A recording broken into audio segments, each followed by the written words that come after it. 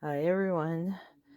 Today we're going to be doing some papers for our mixed media projects, and this is my color palette that I chose for the pages.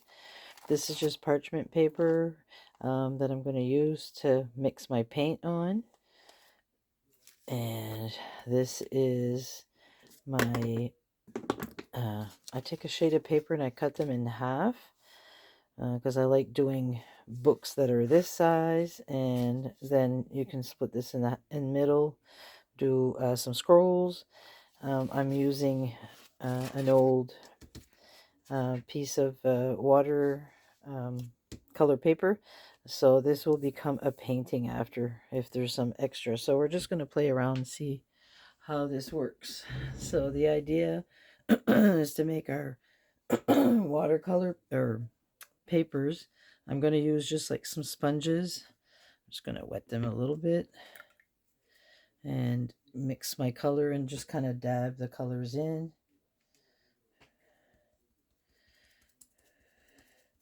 to make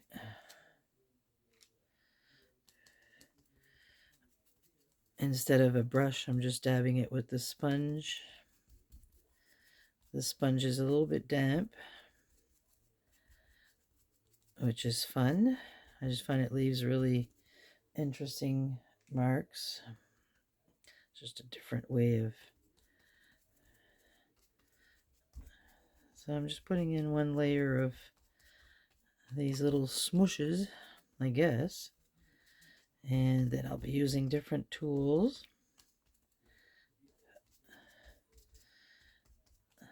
As I'm just using regular photocopy paper. So I'm trying not to wet the paper too much because it's not watercolor, but if you don't put too much paper or too much water, okie dokie. Yeah. So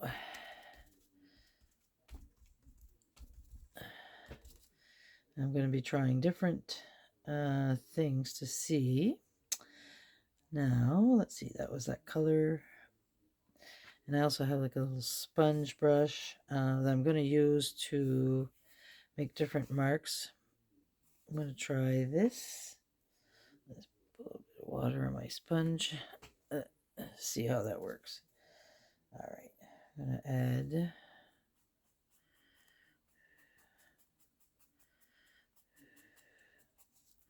All right, let's see how this looks. Look how fun this is.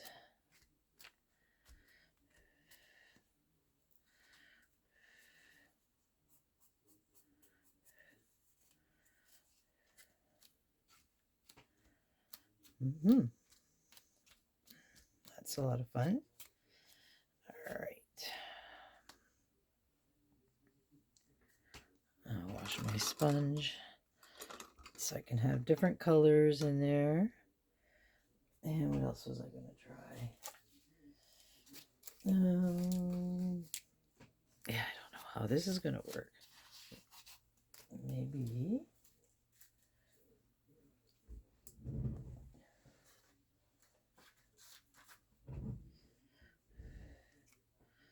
Let's see how this works.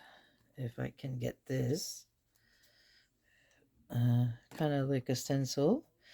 I made this using some hot glue. So let me just see if I can put a little darker color for contrast. And see how that works.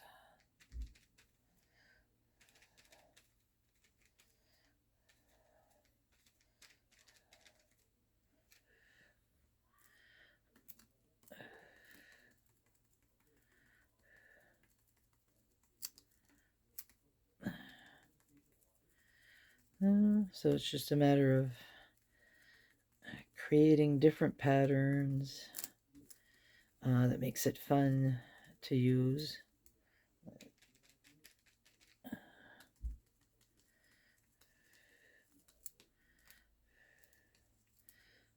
Let's see.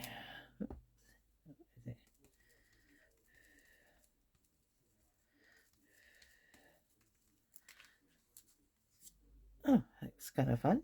Makes different little swirls, so you can use them wherever you want. So this one was that one.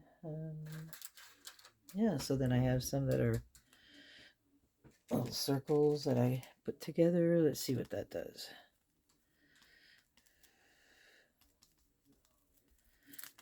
It just creates a different look.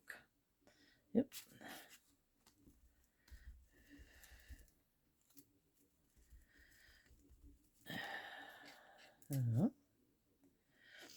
And then we can try, let me see.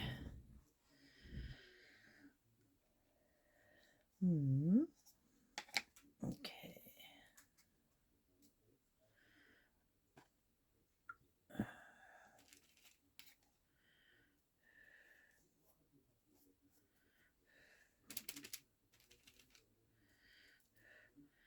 So I like the rim of this, but I don't know what it'll do. Oh, kind of different.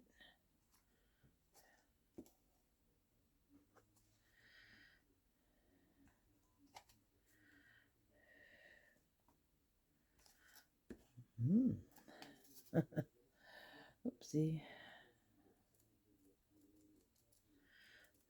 I'm just dabbing a little bit of the black paint and just rolling it to make marks. I kind of like that. It looks different. And yeah. So let's see. What else do I want to put on there? So that was the black. And there's the yellow that I really didn't do too much with it, but let's see. I like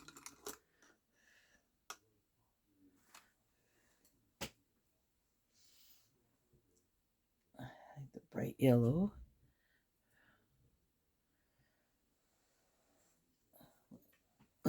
This is an old steel wool. I'm going to paint it on and see what this does. It doesn't do too much. You don't see it. Okay, some stuff works, some stuff doesn't. Let's see. It's very light, so you don't really see it, but I can actually use it to fill in where some of the white is if I want. That's not a bad idea. The next one I'll try doing the lighter colors first.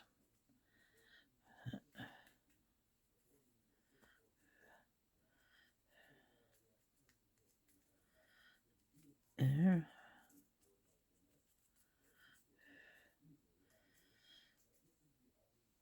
That's not too bad. I'm just filling in a little bit where the white is, so I don't have too much white. A little bit of white, but yeah. Okay. And we can make little droplets if we want. Some black. That's a small brush. Let me use a little bit bigger. There we go. This will work.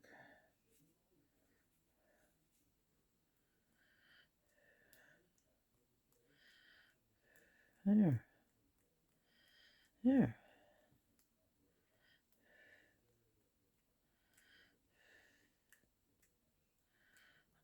I'll finish with some of it over on here. There. So this is one of the papers.